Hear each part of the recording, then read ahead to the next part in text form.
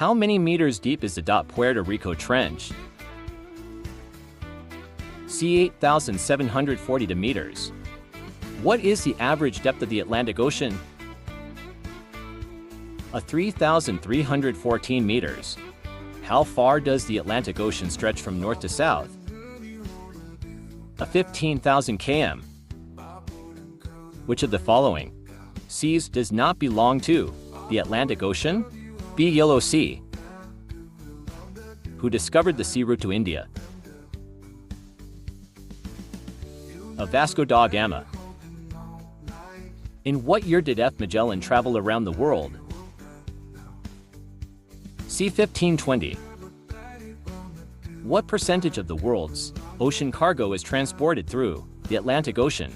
60%.